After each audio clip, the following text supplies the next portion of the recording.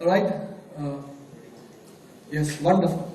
So next 45 minutes, it's all about markets. It's all about where we are headed. We'll talk about both long-term and short-term here. And whereas the MC has done a great job of introducing some of my panel members. Bharat Bhai needs no introduction. When I started my career 20 years ago, I was being told he's a legend, and he still remains like that. He's a legend when it comes to investing. Now, the lady on my left, markets like to call her Amisha Bhen. I would just like to call her Amisha. That's okay with me. Can I just call you Amisha? Okay, wonderful. Well, the three fund managers now, two of them were very old friends, but when brokers have become fund managers, you'll get a different perspective, I'm sure. You started looking at markets differently ever since you become fund managers, right? Okay, so we'll have some fun conversation. So, Vikas, I want to start this with you. And if you have to describe the market where we are headed for next 1 year, how would you describe that? But before you answer that, I'm not allowing you to use the word volatility. I think we are in a very interesting phase. I think we had a fairly turbulent and volatile period. I'm explaining the past, so I can use it. We had a very bad market over the last 3-4 months, especially one of the worst September we've ever had. And I think all factors put together, both global and local, came and hit markets. Especially in India, we had ILFS and all the local issues hitting us.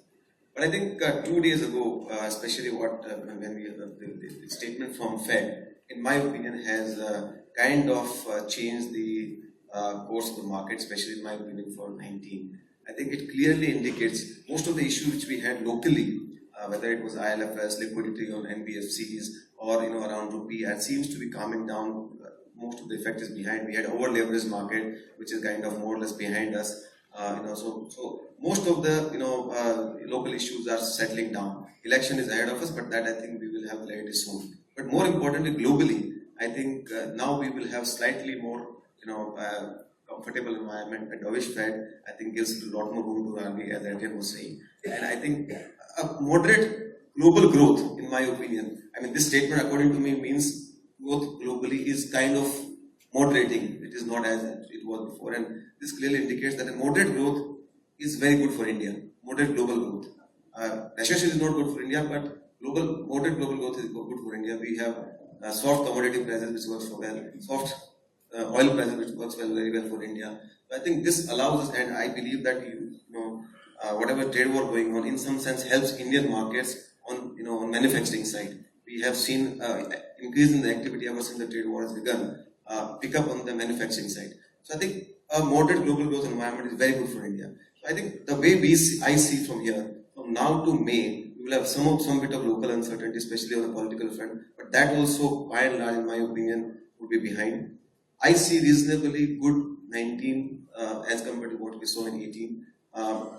Earnings are not bad. They are much definitely disappointed on what was expected, but I think given whatever happened in September, it was almost similar to what happened in August 15. So I think earnings would not, in my opinion, disappoint in a big way in 19. And I remain quite positive. I think from whatever portfolio we build from now to, let's say, March, April, probably would be of similar vintage of what we saw in 13-14 kind of period. And that, in investing, one thing is very important, that what kind of portfolio vintage you have, when do you do your investments, that also determines your return ratio. So I see reasonably good tailwind for Indian markets, in emerging market in general, but tailwind for Indian market for sure. And once the political uncertainties are over, I think we will probably resume our good investment market.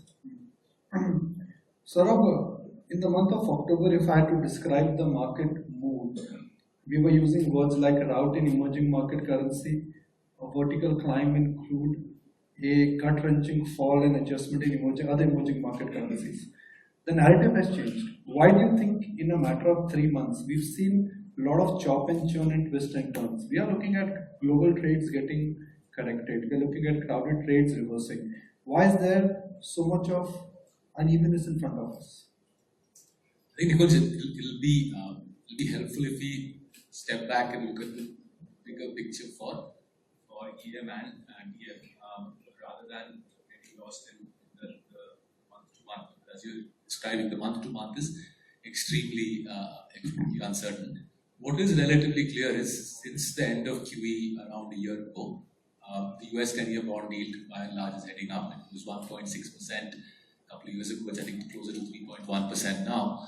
And to the extent the Fed is not going to bring QE back, I think the cost of capital globally. Remember, the American 10-year bond yield is the world's risk-free rate. The world's risk-free rate bottomed out around 18 months ago. And as the American 10-year bond yield heads up, the American economy normalizes. Whether the Fed hikes or doesn't hike, we are in a world where super cheap money that characterized the last 10 years is gone. If you take super cheap money out of the picture, then risk assets, whether they be cryptocurrencies, whether they be oil, emerging market equities, developed market equities, I think risk assets have a far tougher climb over the next 10 years than they did over the last 10 years. In a world with free money, risk assets, and cryptocurrency was the classic exemplification of it, went to levels which were just beyond any rational explanation. In a world where money means something, cost of money, cost of capital rises, I think we're in a far more measured risk climate. Now that doesn't mean necessarily bad news for our country, especially since the oil dynamic, as it has been explained quite nicely, the oil dynamics is favorable for us. But I think what it does mean is we go back to sort of classical investing precepts. Buy great companies, sit tight, make money from them. It's worked well in India over the last 10, 15 years. I think people like Bharat Bhai's career in a way is a demonstration of how classically high quality investing makes you tons of money in this country. There's almost no need to go out and speculate. If you buy great compounders, you make tons of money. I think that mode of investing will serve us well even over the next 2-3 years. If someone had to be more opportunistic and say, hey, I'm not just satisfied buying companies that give me 10x in 10 years and 100x in 20 years, I want to shoot the lights out. If you want to be more adventurous, then I think 2 or 3 things worth looking at is, I think well-funded banks clearly will do well. I think the NBFC boom really is past us. Most of the NBFCs are well run, they'll pull through, but clearly there are, I would say, a good third of NBFCs who are in serious trouble, and I think will stay in trouble over the next couple of years. So well-funded banks, I think, will be a good thing to focus on. I think our pharma sector has been pounded beyond belief. I think there's a long overdue recovery that I think Indian pharma will go through. And the third theme, I think Vikas mentioned it, and I think will come back again and again, is I think Indian manufacturing. Long in the shadows, Indian manufacturing will have a recovery as the RBI data is clearly showing that capacity utilization in the economy is hitting 75-80%. So our manufacturing sector, our capital goods sector, has a long overdue recovery ahead of us. But leaving the opportunistic themes aside, classically high quality investing has worked before, I think will work, especially as globally the cost of capital normalizes after an exceptional 10 years of super cheap money. Amit, I'll take the liberty of just quoting, some global market callers. We had an extraordinary pleasure of interacting with Ray Dalio a month ago on the channel. Then we had Harvard Marks. The sense which I'm getting from some of these so-called global gurus is they are essentially indicating that the US economy is on a sugar rush, and next year will be a tough year. There is no cynicism in the world, and after a 10-year bull run in the US market, the world should watch out for some mean reversion. Put that in context for us, what it means for Indian investors. Because when you hear some of the billionaire successful investors calling for not a red light but a yellow light, you just tend to ask yourself, am I missing on something? So talked about Ray Dalio, I just like the 3 words that he says, pain plus reflection equal to progress. So just to reflect back and taking from where Saurabh left, last 10 years, if the genesis of global financial crisis was excessive leverage, that leverage has not gone anywhere. It just shifted from private balance sheet to the public balance sheet. The large central banks in the world have gone from $4 trillion of balance sheet to $15.5 trillion of balance sheet. And now, of course, that's getting involved. So starting from US Fed and then ECB from December onwards, and some of the other central banks are likely to do that. Global debt as a percentage of GDP today is higher than where it was in 2007 and 8. And today the amount of debt which is required for $1 of additional growth is much higher than what it used to be 10, 20, 30 years ago. So we are definitely, for us to grow at the rate at which we have got used to from a global perspective, I think is going to be a lot more tougher and tougher.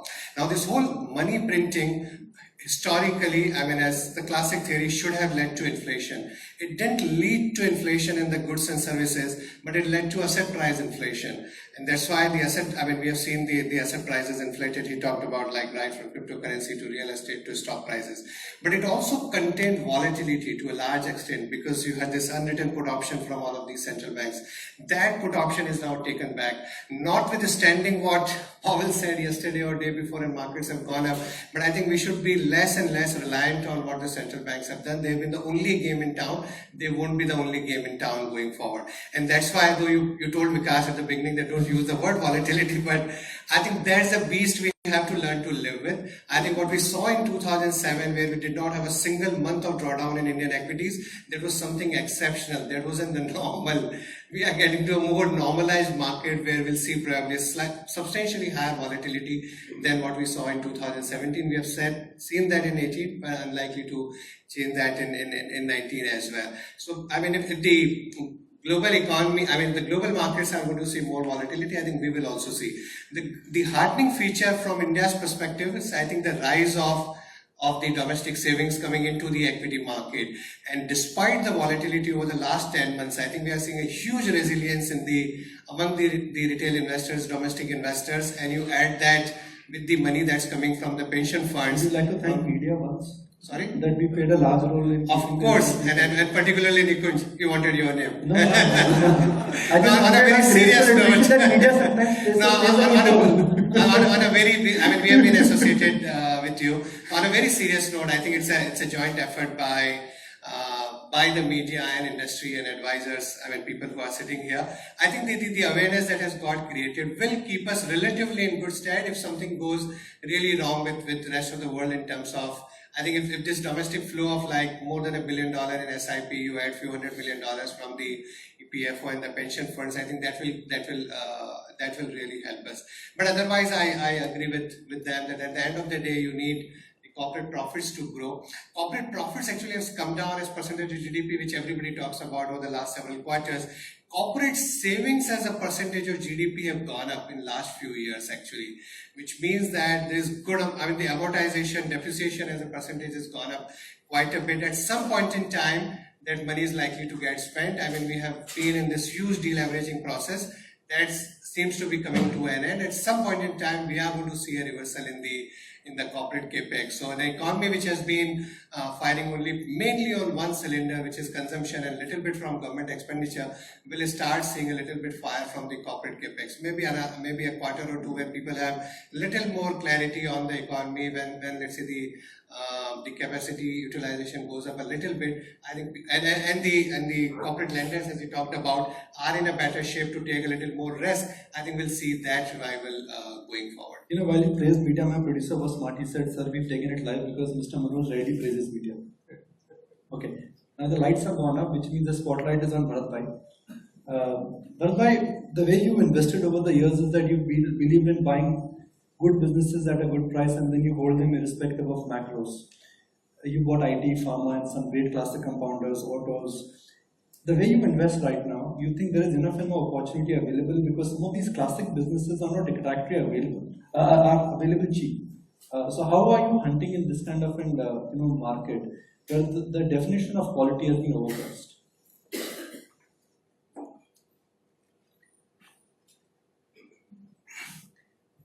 Nothing really changes in investing over time.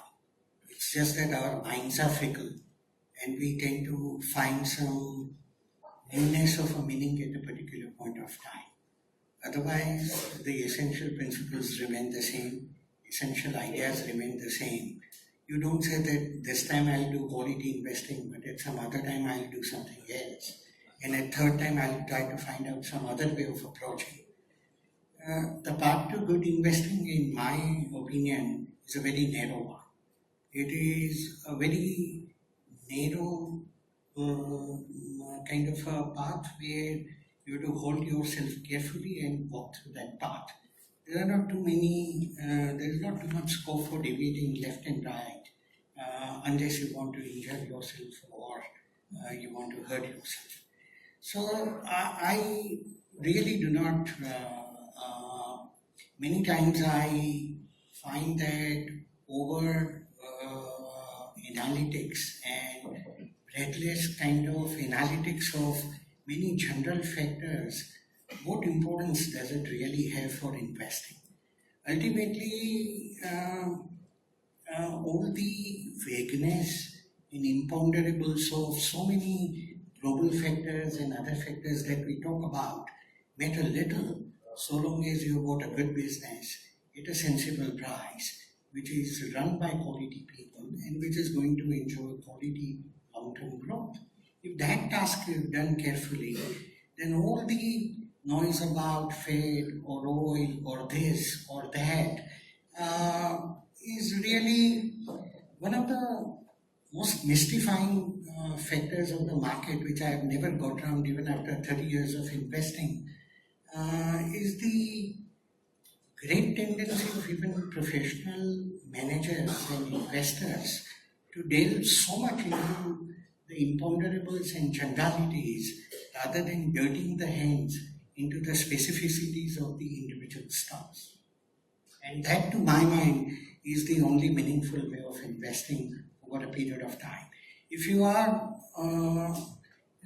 if macros matter so much to you, then probably you will be delving into the short run and trying to find new meaning every twist and turn of the time.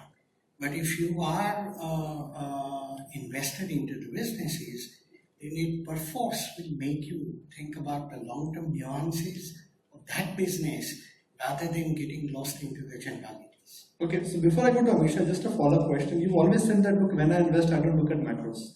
But when you see interest rates moving higher, which act like gravity, when you see crude prices turning volatile, when currency goes up 10%, these will impact businesses and the basic durability and their competitiveness. No, it doesn't. It is only, it impacts our mind rather than anything on the businesses. Take any number of businesses.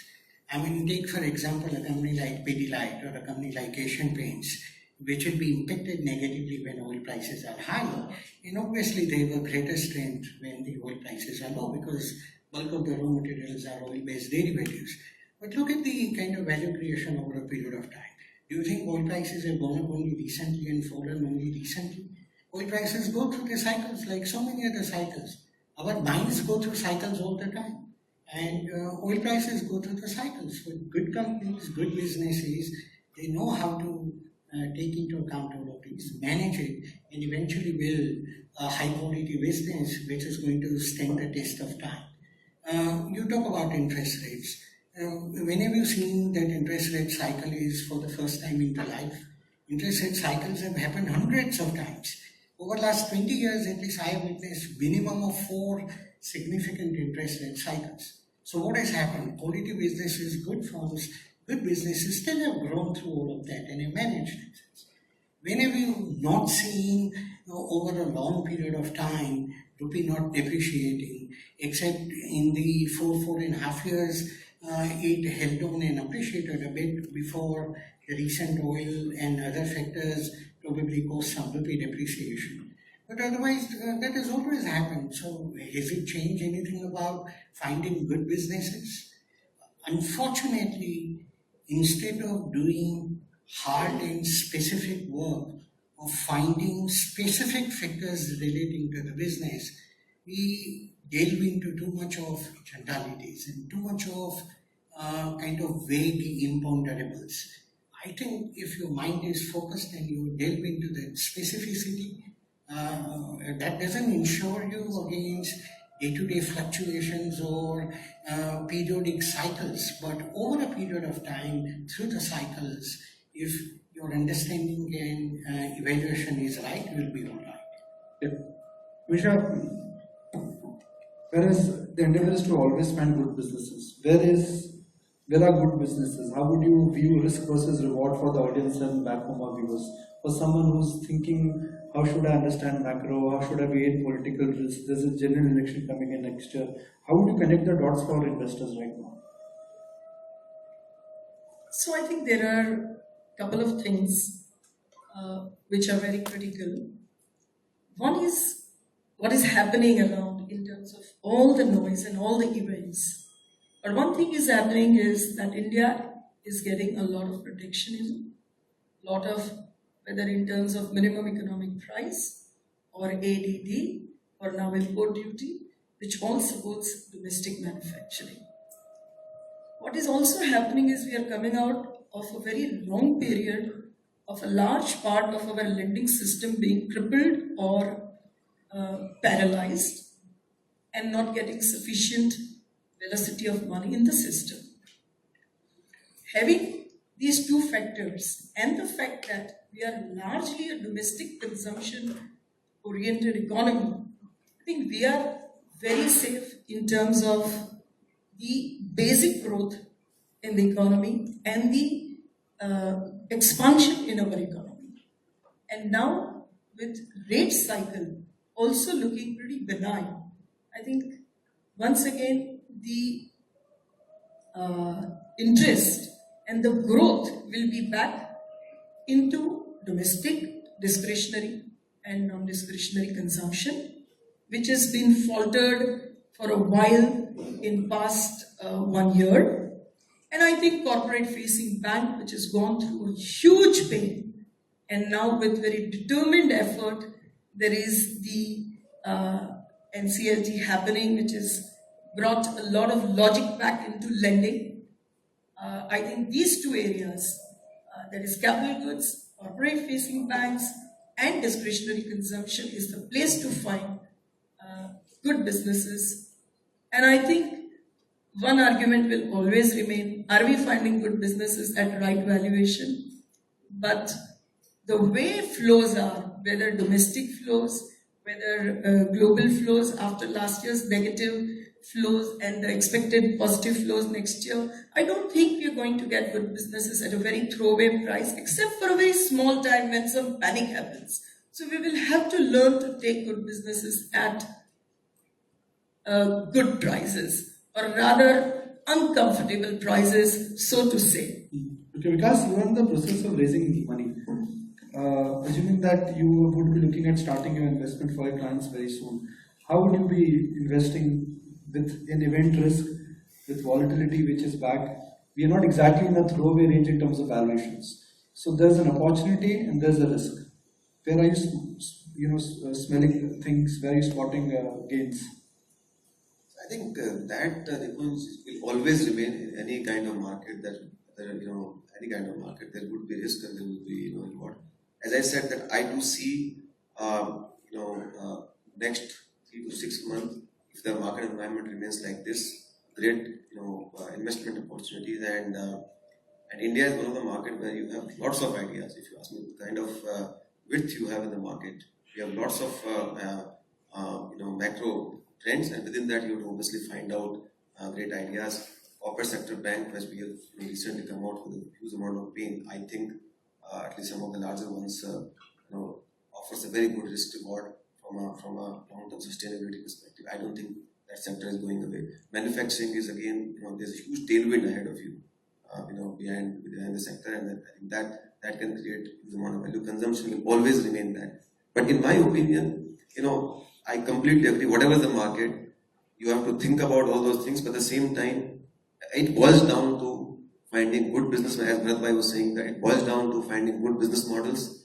It boils down to finding right managers. You might have a great industry tailwind. We have seen in a great banking tailwind, a lot of banks did not participate. In NBFC tailwind, a lot of NBFCs did not participate. So I think ultimately it boils down to, even if you have found the right trend or right segment or sector, it boils down to finding the right management team, right where you went back. And obviously, if you are looking to invest from a long-term perspective, I feel that it is hard to go wrong. I mean, you have to really work hard. Otherwise, in the new fund? Look, I can't comment on the stock specific, but I can only tell you it's a great company. It is one of those management teams which I think it has created a significant value in the past, and it will create over the next 10 years, in my opinion, only right sector and great management team. I have no additional insights, and what I will do, I can't tell you, but in general, I'm making comment and all disclaimers. But again, coming back to the point, I think there's huge width in consumption, in investment, in manufacturing, and you can, and across caps, you can do large caps, mid caps. So I am very, very positive, from a wealth creation perspective over 10 years. And it does not matter what kind of, macro at this point in time, as Bharat was saying. Of course, we have seen all kind of macro. It will again come back. We will again see buoyancy. We will again see, euphoria. We will again see pessimism. So, but in all these things, you have to find your sustainable wealth creators. And if you take 5-10 years view, I think India will not disappoint you. Is my call. It's a great point, and I'm coming back to you, Saurabh, because you have this theory of sticking to classic compounders, good businesses. But before that, I just want to ask you a very basic question, and this is perhaps more towards asset allocation. Last 3-4 years have been good for small and mid-cap investors and small and mid-cap mutual funds. 2017 spoiled everyone. They gave you linear returns of more than 40%. But the question which I've been asked on various forums, on again television also by some of our viewers is, should they keep a large cap SIP? Should they keep a small cap SIP? Should they keep a balanced of both? So let me try to answer the question in an easy, typical market commentator type way first, and then I'll make life a little difficult for myself and try to answer the question in a hard way. So the easy way to answer it would be to say that if we are in a climate where cost of capital is rising globally, and I think that is the world we are broadly in over the next 3, 4, 5 years, then obviously the riskier the asset class, the greater the correction. So small cap equities therefore correct more than large cap equities. In a world with rising cost of capital, you are better off being in large cap than small cap. And that's the sort of easy strategist type answer. But I think the other way to look at it, I think the far more useful way from a stock picker's perspective is to say, buy companies where you think the franchise is classically moated, where if the said company's rival were to hike prices or cut prices by 20%, if the company's rival were to cut prices by 20%, it would not affect the company that you're thinking of investing in.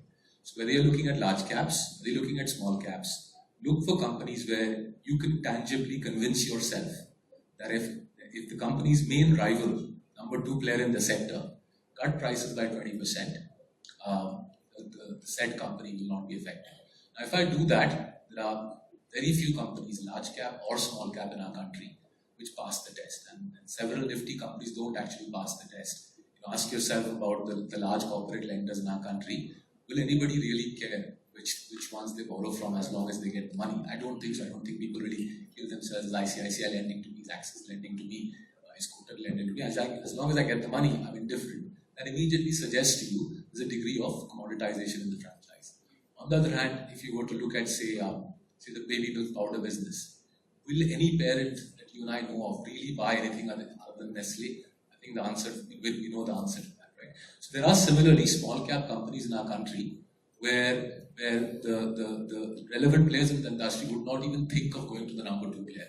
So buy the leader, buy companies regardless of market cap, where you are absolutely convinced that the number 2 player in the industry is irrelevant for the company that you're considering. Think of a moat in that practical sense, and you will find super companies to invest in across the market cap spectrum. The classic example is in the paint industry, in the food industry. Anything else you can think so those are the well-known ones, an Asian Paints and an Nestle. But let's take a smaller company. Let's take a GMM Pfaudler. If you are a pharma company in India and you want glass-lined vessels, you really will not go beyond GMM Pfaudler. It's not going to be conceivable for you to consider the number 2 player, even if the number 2 player cut the prices of their offering by 30%. You'll still go with GMM Pfaudler. Okay, now we're coming to that whole asset This allocation. whole debate about the better small and large caps, that Bharat talked about few names, an Asian Paint or a Pidilite, or he took a couple of other names, Nestle and GMM. And I know 20 years back when I was working with Bharat, when these stocks were bought, they were actually small caps. Then they became mid cap, and then they became large caps. So today's Bajaj Finance. So a lot of large caps also become small caps. Exactly. So you have 3 sets of companies. Companies were adjusted for inflation over a longer period. The intrinsic value goes down. In several companies where intrinsic value remains almost the same, there are actually very few where the intrinsic value keeps going up because you have certain competitive advantage. And actually, it's very interesting. And just to take that point from Bharat, where he talked about a lot of these macro discussions. Forget about the oil, interest rates, etc. In our investing, every time the size of opportunity. And you said, like he talked about the leader. If you bought a leader in telecom, if you bought a leader in airlines, he's on the verge of bankruptcy. The largest guy who's been there for 20 years. and look at what has happened in telecom. So size of opportunity equal to, a sustained profits for the minority shareholders are two completely different thing. And in India, we need to get increasingly worried. It's true globally also. We've been talking about so many of these disruptions. I think that's a lot more important thing. At $500 per capita, I know a lot of companies in 90s, how people got, India is such a big market, 1 billion people, $500 will go to $2,000. But in this journey of 500 to 2,000, very few people have actually really compounded money for the minority shareholders. And I think that's a very, very important thing to keep in mind. And it's nothing to do with large cap, mid cap or small cap. I think that's a great point. Bharat, I'm coming right to you. And there was this famous WhatsApp joke which all of us got 2 years ago. 10 साल पहले अगर bullet नहीं ली होती, आयशर के share लिए होते, तो Rolls Royce आ जाती. The part 2 of that joke now is that 10 साल पहले टाटा मोटर के शेयर लिए होते, तो आज बुलेट के पैसे भी नहीं बचते. So they both are auto sector. That's my original one, by the way, second. So, but that's reality, right? If you bought Tata Motors, you cannot buy anything. Now, Bharat, we can't get into stock-specific communication. The forum doesn't permit us that. But it's also, like Navneet said, size of opportunity is important, but the strength of the business is also important. Where are you able to, spot this kind of an headwind versus tailwind combination for a business, for a sector? And I'm taking the clock back. It was IT which you identified long time, once upon a time, followed by pharma, a couple of banks. Where do you see this combination of good business and a natural tailwind? In the long-term journey of investing, it doesn't mean that you abdicate your sight on what is happening on an ongoing basis. You keep your eyesight firmly towards the long run, but you constantly revise or re-revise your vision if there is a need on a topical emergent data points. And therefore the task is constantly upon you to evaluate and re-evaluate for a variety of reasons. Our own understanding of the business could be faulty, and our constantly remaining self-critical will help us in revising that properly. At times, externally things will happen and which will change the idea or the quality of that idea. And to that extent, appropriate action is warranted. When we talk about buying quality, it doesn't mean it's a fetish or a shibboleth and you, in a generality, you ride it. Nothing in investing which is quality is at any price. Quality also has to be bought at a fair price. But our notions and our methodology of valuation, I would like to submit, is always not very efficient one. We try to compare price-earning multiples and many generality-driven valuation metrics of this kind to judge. And people even make comparisons like Brazil market is at this P and India is at this P. But today, how can you compare some aggregate of good, bad and ugly into a kind of comparison? Similarly, price-earning multiple is nothing but a very shallow measurement of today's price with short-term earnings, and that can hardly be a measurement of a valuation of a business. Therefore, valuation metrics needs to be right. This is not a forum where I can take up a discussion of an elongated nature about valuation, but I would like to say that traditional ways in which valuation is done of the businesses, in my opinion, leaves a lot to be desired. And finally, I would say, as you embark upon a journey on a long-term investing into businesses, you would have not only one idea as a central thing. You need all of it. You need size of opportunity, you need a good management, and honest and competent both, visionary as well as hardworking, and you need a business which is essentially belief written all over it when you look at it, that it is likely to grow at a meaningful rate for a meaningful length of time. And most importantly, the growth has to be backed by the quality of growth in terms of superior capital efficiency. And finally, it is incumbent upon you to keep judging the value and checking the price and see whether you still continue to enjoy a meaningful margin of safety. This is not either or. You need all of this, and at all points of time while you are in the journey. And therefore, it's not this or that. That's why I say it's not as if when bad managements become fashionable in the markets that you ride with the bad managements, or when bad businesses have often become fashionable in the market that you ride on them. When you surrender your philosophy, you have nothing left. Values are not hobbies. Values are deeply held commitments for long. Okay, fair point. That's a wonderful answer. Amisha Saurabh likes to use this terminology of coffee can portfolio, right? He says, like, look, there are some stocks which I believe that, or businesses which I believe that should buy them and sit tight.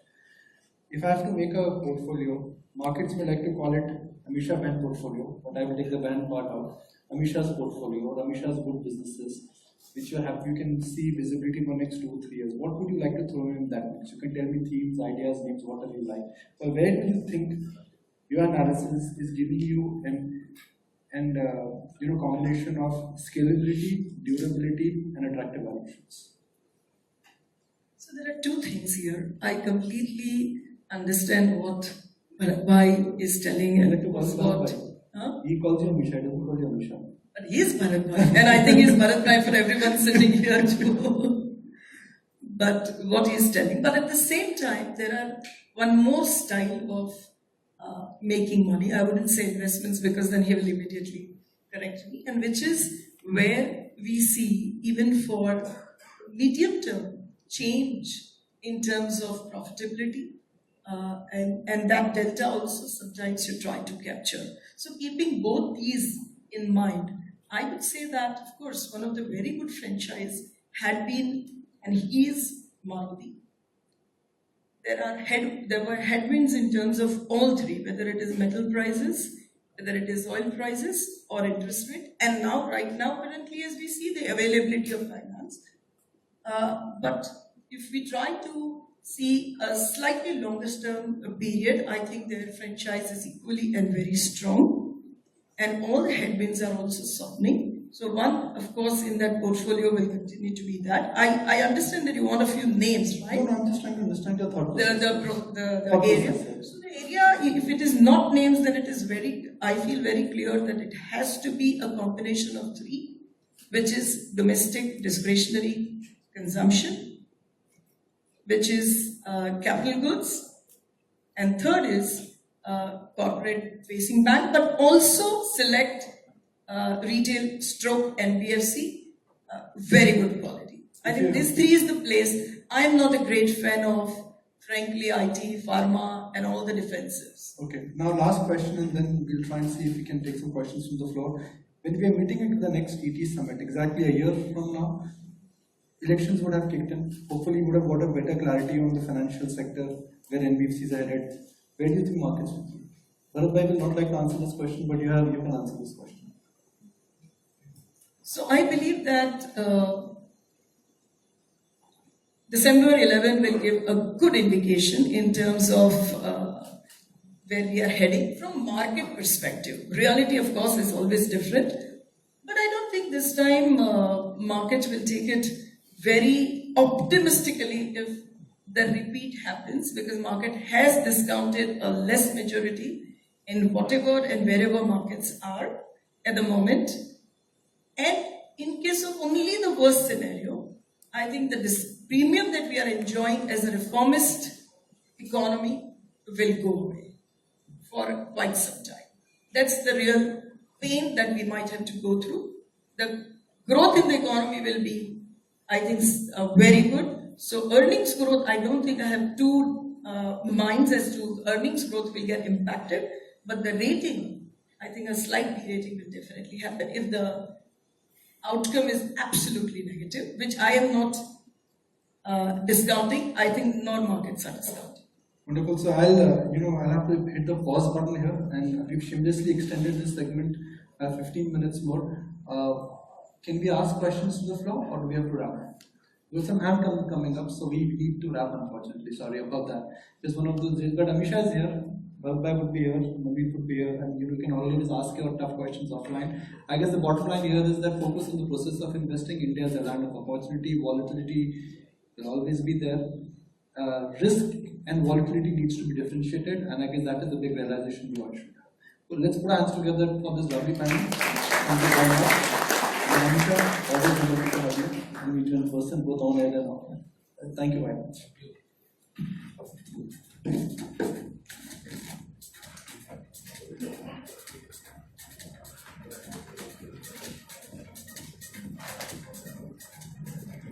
Thank you, Nikunj, and distinguished panelists.